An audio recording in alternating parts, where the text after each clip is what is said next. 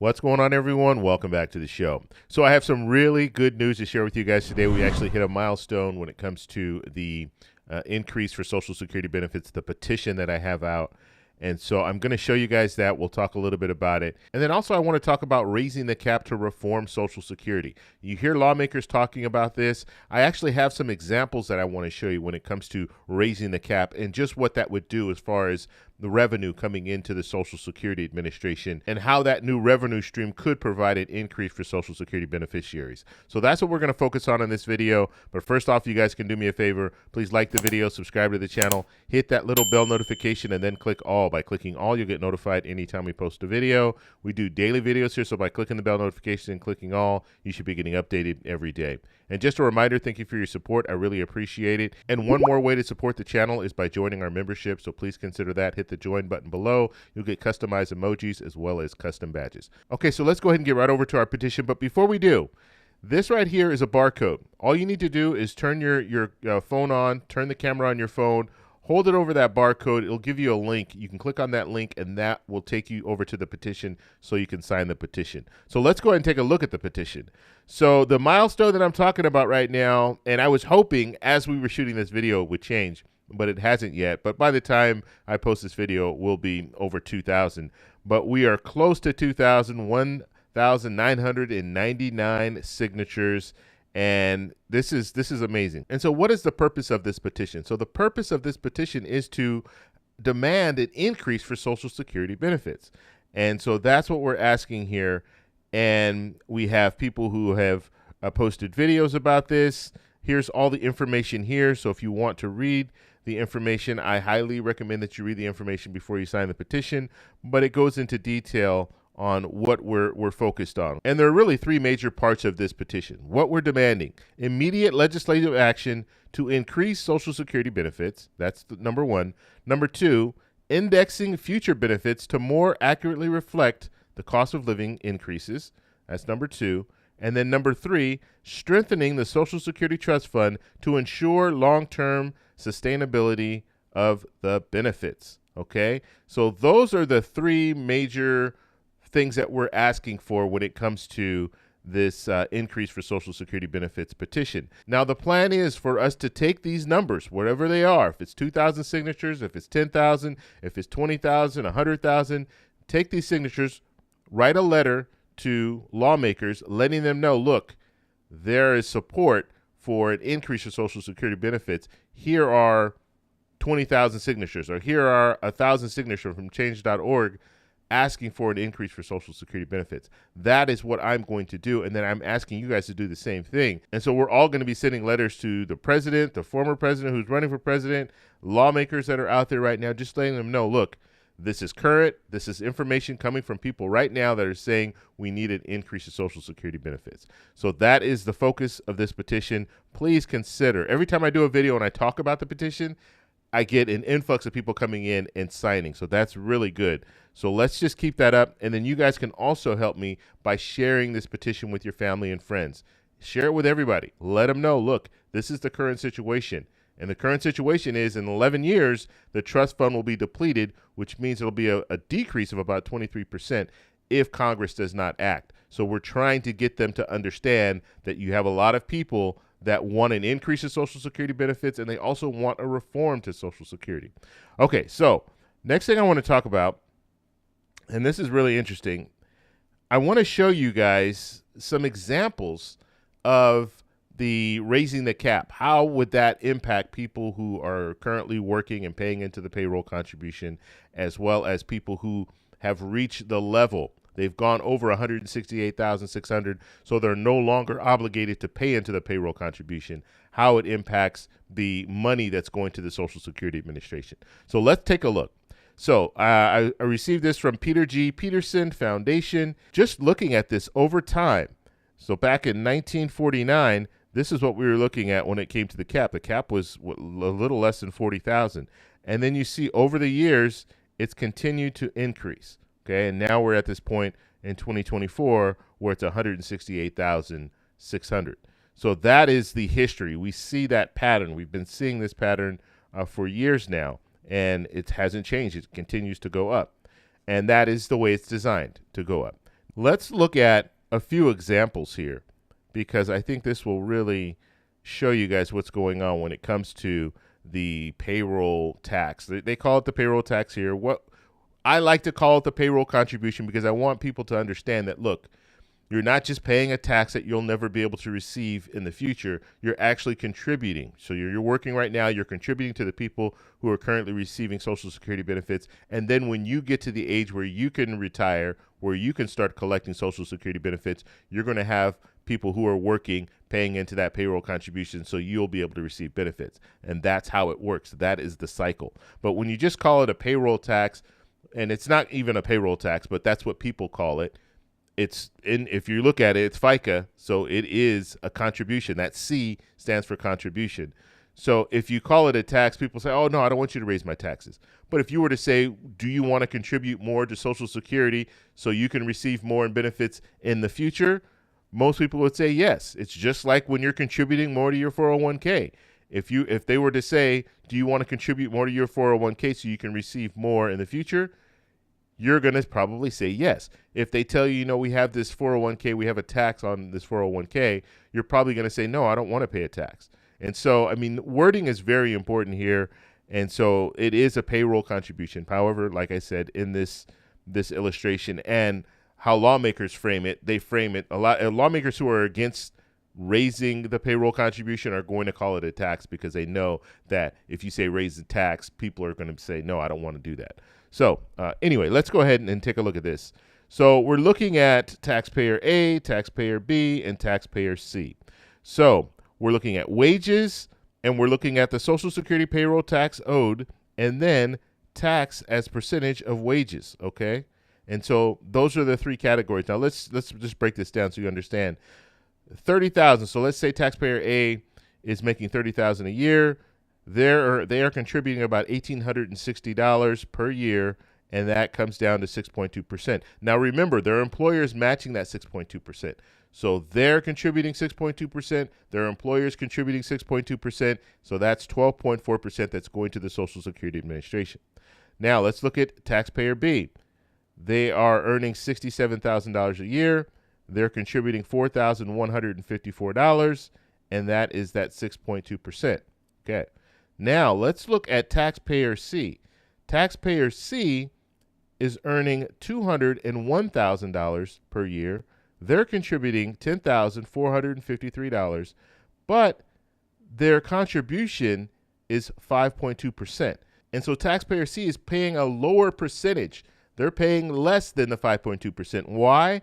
Because over 200,000, actually over 168,600, you're no longer paying into that payroll contribution, and so that is lowering the percentage of your income that you have to contribute to Social Security. Now, we see that they're paying a larger portion, so 10,000, they're paying more, but the percentage overall, when you compare it to their salary, is less. Okay, so hopefully that makes sense.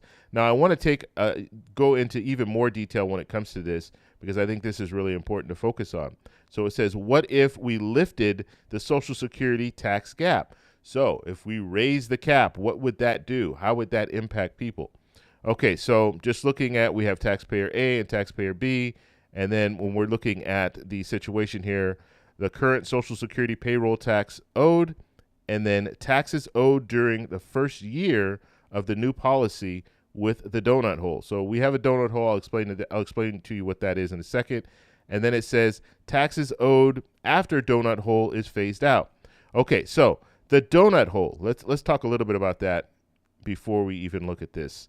So what the plan is, because we've heard lawmakers, we've heard the president say this, they want to raise taxes on wealthy people, so people making over $400,000. So they want to re-implement the payroll contribution for people making over $400,000. I guess that's the best way to explain it. So basically, if you're making $168,600, you're going to pay into that payroll contribution, but then you're going to have you can call it a grace period from $168,600 to $400,000, where you no longer have to pay into the payroll contribution. But then when you get over $400,000, then you're going to have to start paying into the payroll contribution again. And so that is leaving a donut. That's leaving that middle where people still don't have to pay into the payroll contribution, but once they get over 400,000, that's when they'll have to do it. And so looking at this, and we'll talk about what this means, because looking at this graph here, it shows us that every year that cap is getting higher and higher. So eventually what's going to happen is this 400,000 is going to, this cap is going to go right into that 400,000. And so we'd be looking at a situation where that donut hole gets smaller and smaller every year to a point where it actually it goes away. So you no longer have this donut hole. Okay. So let's take a look at what they're saying here. So if we're looking at taxpayer A here, taxpayer A makes $50,000 a year. Okay. So $50,000 a year, and this is at 6.2%. That equals $3,100. That's what they're contributing to the payroll contribution. Okay. Now, 50,000, same thing. You make 50,000 a year, and nothing changes here. Everything is the same. With the donut hole, it doesn't impact a person who is earning 50,000. Why? Because they haven't reached that 168,600. So it's the same. And then when it comes to after the phase out, so after the phase out, what they're saying is once that cap hits that 400,000, you no longer have that donut hole. That's the phase out. Okay, so if you're making 50,000, you're paying 6.2%. It's the same. Nothing changes. You're still going to contribute $3,100. Now let's look at what happens if you are a person who makes over 168,600. So 168,600, 6.2%, you're contributing $10,453. Now 168,000, you're paying 6.2%. If they have the donut, you're going to pay that $10,000. But guess what? Since your earnings are 500,000, you're over that 400,000. And so now, remember, we have the donut in the middle. So they're not going to tax you, or you're not going to pay that contribution until you get over 400,000. And so now once you get over 400,000, now you're contributing an additional 6,200. And so when you take the 168,600, so that your first part where you're paying into the payroll contribution, that's 10,453, and then 400,000 to 500,000, that's another 6,200. And so now you're contributing more money. Okay, so when they're talking about raising the cap, you're going to be able to collect more revenue. Now let's look at what happens when you phase it out. So once you get to the point where you're phased out, now all of the 500,000 that you're making is subject to that 6.2% payroll contribution. And that is a total of 31,000. Now remember, something very important to remember, your company is matching this. And so you're contributing, so in this case, this individual making 500,000 a year, they're contributing 31,000, and their employer is also contributing that 31,000. And so all of that money is going to the Social Security Administration to help pay benefits. Now you can see over time, once they get to the point where it's phased out, you're going to have a lot of money coming in. Even before that, even if they just raised the cap and they still had the donut, we're still looking at what, $16,653 that you're contributing, and then your employer is matching that. So that right there is what, $33,000. Okay, so that's a lot more money that that the Social Security Administration could be collecting if they make that change of raising the cap. And so you can see there would be plenty of money to prolong the program, so you can completely reform Social Security, and you might be able to provide an increase. Okay, now we don't know what the numbers would look like because the CBO they haven't gone over this yet, but we do know you're bringing in more revenue. So one thing that we know for sure is you can prolong the program another 50 to 75 years just by raising the cap. And then they'll have to look to see, are there other things that we can do to provide increases. Now on this channel, I talk a lot about the Social Security 2100 Act. The Social Security 2100 Act, the framework there, it does just that. It raises the cap on people making over 400,000. So they have to start paying into the payroll contribution again. And we know in that program, they talked about an increase across the board. So for everyone receiving Social Security benefits, there would be an increase. They've also talked about bringing up everyone, so no one's living in poverty, bringing up everyone to 125% of the poverty line. And so that would be an increase for people who are not receiving a lot of money in Social Security benefits, and they're now under the poverty line. They would be raised above the poverty line. And also in the Social Security 2100 Act, they address taxes. So this impacts about 23 million people receiving Social Security benefits. The plan is to eliminate taxes on those people. So 23 million people will no longer have to pay taxes on their Social Security benefits. The Social Security 2100 Act also eliminates WEP and GPO. So if you are working, you received a pension, and you also qualify for Social Security benefits, they're going to do away with WEP. So that would mean that you're going to be able to receive more money, because what WEP is doing is WEP is not allowing you to receive your full benefits, your full Social Security benefits, because you receive a pension.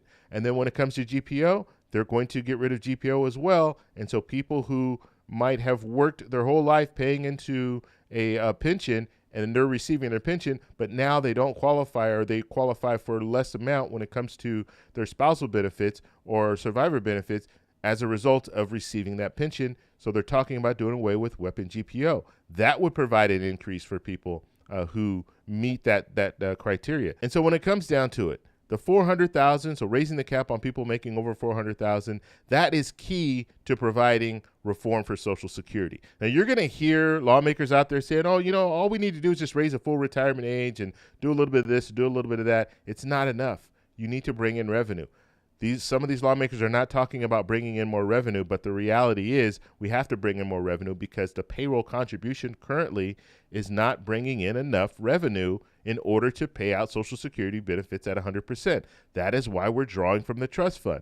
The trust fund has about $2.7 trillion in it right now, and guess what? When that money runs out in 11 years, we're going to see a cut of about 23%. And so something needs to be done. They need to bring in more revenue, and this is one method of bringing in more revenue. And I showed you there with the examples, so hopefully you can see that, yes, you can bring in a lot more money if you are making the people who are making over 400,000 pay into that payroll contribution. And then when we see that donut hole collapse, or when we see that donut hole close up, there'll be even more money going to the Social Security Administration. So I want to know what you guys think about this. Let me know in the comments below. If you like this video, please give me a thumbs up.